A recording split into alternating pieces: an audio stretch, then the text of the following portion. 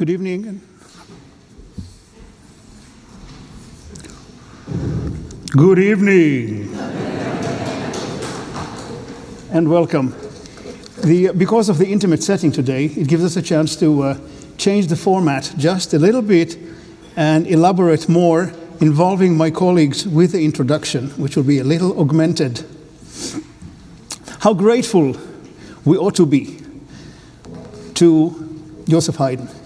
How indebted. All of Mozart's enchanting palaces, all of Beethoven's formidable castles are founded on his legacy.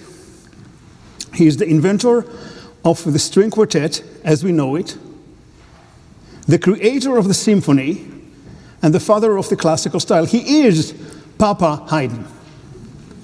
He also had a great sense of humor, and Beethoven's rambunctious, gritty disposition is a direct continuation of his teachers.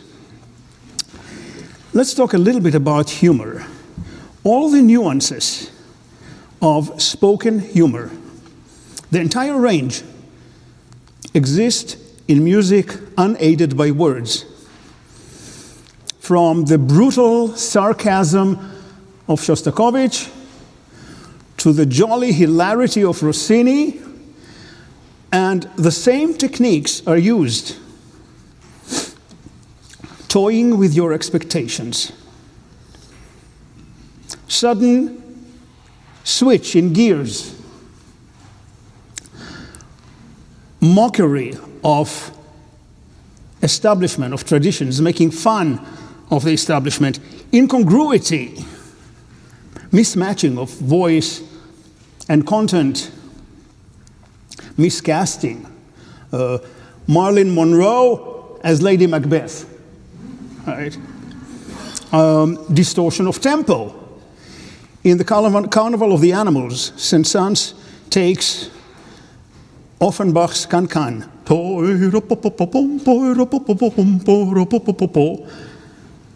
and assigns it to the turtle.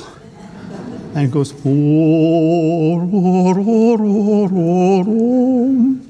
right? Criticism, rebuke can be expressed in humor. In the musical joke by Mozart, he's imitating a hopelessly untalented composer and a crude band of village musicians, basically telling us, this is not how you write, and this is not how you play. Similar thing in words, rebuke, music. A passenger is at the airport checking 3 suitcases. And he says to the agent, I want this one to go to Miami, and this one to go to Taipei, and this one to go to Chicago. And the agent says, I'm sorry, sir, but we cannot do it. And the passenger says, but you did it last time.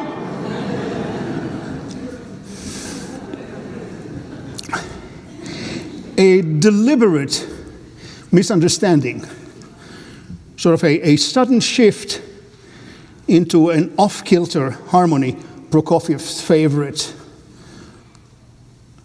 Do you smoke after sex? I don't know, I never looked.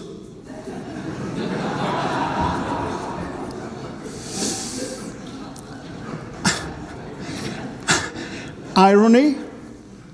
In his first symphony, Mahler takes the famous children's song, The Round, Frère Jacques.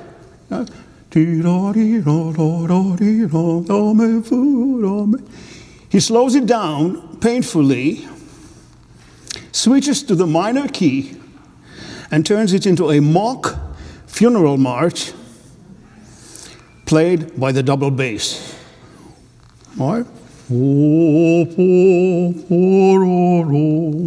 I'm sure you've heard it played by the symphony. It is inspired, by the way, on a famous children's book about the burial of the huntsmen. All four-legged animals in the forest are following the coffin, the deer and the rabbits and the raccoons. And a band of bats and cats and frogs are providing music for the procession. Here is a case of words that mimic music. Let's play the game. Knock, knock. Knock, knock. Knock, knock. Knock, knock. Philip Glass.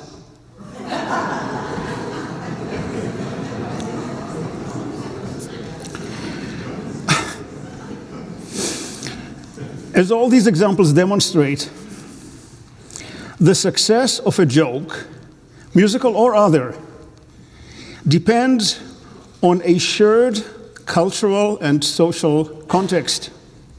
If you don't recognize Frère Jacques or Can-Can, are unfamiliar with minimalism, the points are lost. The punchlines are gone. To quote Shakespeare, a jest's property lies in the ear of him that hears it. From Love's Labour's Lost. Just like Shakespeare, Haydn mixes comic and lofty, juxtaposing majestic moments with coarse and rough scenes. The monologue of a noble prince with the vulgar speech of a gravedigger. There's also the contrast of urban and rural, high and low. Part of the daring and artistic freshness of both Haydn and Shakespeare is their shared disregard for traditional expectations and for rules of good taste. In the quartets, the slow movements can be charged with tragedy and theatricality, while the minuets transport you outdoors to a setting of a rural, folksy setting straight out of a Bruegel painting. Two beloved examples of humor in Haydn's symphonies. The Andante of number 94, which so delighted London audiences, begins with a tender, innocent phrase, as simple as a kindergarten tune, played softly by the violins, and ends with a fortissimo chord and a timpani explosion. Since you all know it, the novelty of the surprise will be replaced by a delightful sense of anticipation, and I want you to provide the punchline. So make it as loud as you can. Rom bom bom bom bom bom bom bom bom bom bom bom bom bom rom bom bom bom bom bom bom rom bom bom bom bom. Thank you. Quite often, a funny line, a humorous anecdote gets a message across and influences a decision. Haydn's musicians were overworked and wished to get some time off to spend with their families. They were lowly servants, like Esterhazy's soldiers, and were housed in the barracks right next to them. So to demand a leave would have been unthinkable. There were no unions. So Haydn writes a symphony, number 45, in which one by one musicians get up, blow out the candle from over the music stand, and quietly leave as the music goes on. It is quite comical to see the final person, the concertmaster, finish the symphony all alone in a darkened stage. And by the way, the Count got the message. But let's get back to the minuets. And I'm going to enlist the help of my colleagues because we have a few examples here. Haydn wrote 70 quartets, more than 100 symphonies, and a vast number of divertimenti and sonatas, all of which contain at least one minuet. Faced with hundreds upon hundreds of minuets to write and wanting them to be fresh and different, he lavished originality and inventiveness and humor on this particular movement in more than any other. Since we don't dance the minuet any longer, let me give you a historic perspective to better appreciate his audacity and his genius. The minuet of the 18th century was a stately, formal, and somewhat stiff court dance. You revealed your breeding and your social station by how you executed the steps. French royalty had tutors who taught them how to dance it properly. Typically, one couple at a time would dance surrounded by a circle of onlookers who would then take their turns, each couple displaying their skills, their refinement, their subtlety. In order to complete the Z or reversed S shape on the dance floor, the pattern, 16 bars of music were required. So the music had to be very standardized, very, very simple, harmonically clear, and with a very steady walking bass line.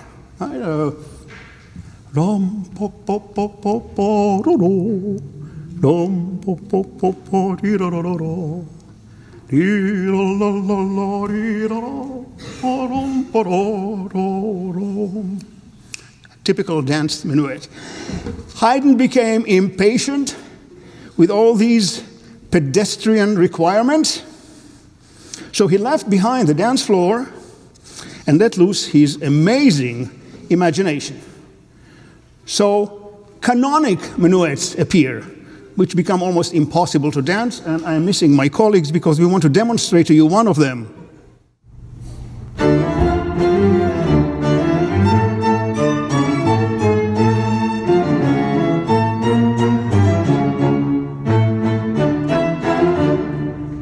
That's the tune. Now listen to what he does with it.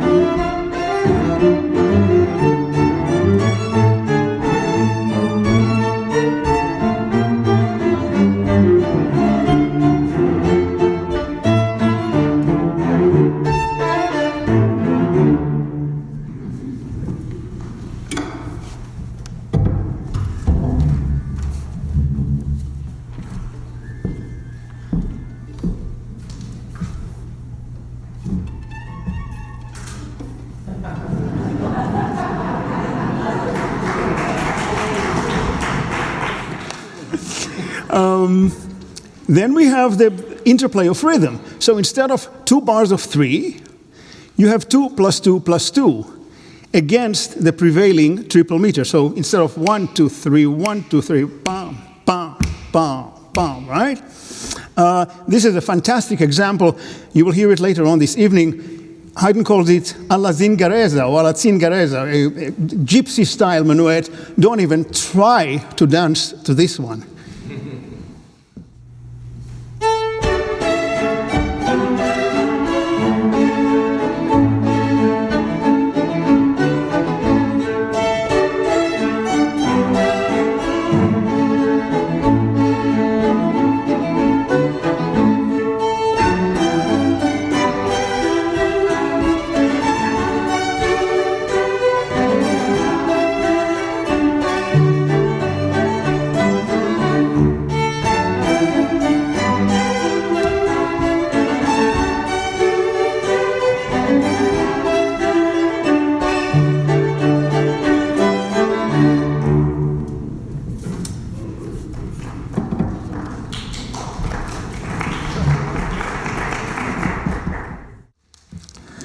If you add to this, accelerating the pace, stomping, yodeling, interruption of cadences, and rustic gypsy flavors, then you're out of the palace altogether. And part of this was Haydn's tampering with the old form of the minuet because of his restless creative bug, but part of it was a response to social changes and knowing who his audiences were. There was a new growing bourgeoisie, publishers, merchants, lawyers, who were gaining access to the ballroom and to courtly events, and who brought about a change in style, in taste, and in the dance itself, to the chagrin of the blue bloods. Now, once the minuet picks up speed, its trio section resembling more a landler, which is a more popular dance, the papa creeps in gently, and before you know it, you have the new rage, the waltz. The same waltz which we consider the elegant salon ballroom of the 19th century is the vulgarization of the minuet on its way out. It is fascinating how the sounds of music can give us a poignant perspective on social history. Yesterday's outsider and upstart is today's classic, until the wheel turns again.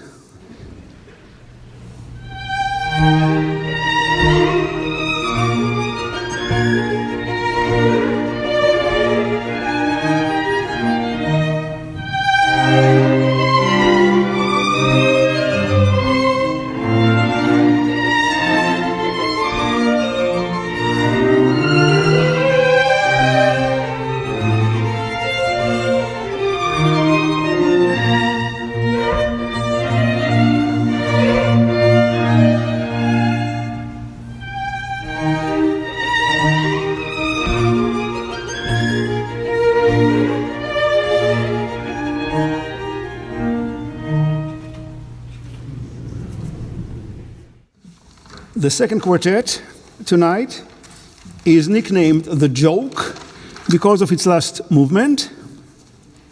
To keep the surprise fresh, we will not give you any advanced demonstration of it, but I can tell you that he uses changes of tempo, dynamics, silences, and harmonic devices in a game of second guessing when the piece will end. It ends a few times, falsely, and then never ends, but seems to want to start all over again. So let's get started. Thank you.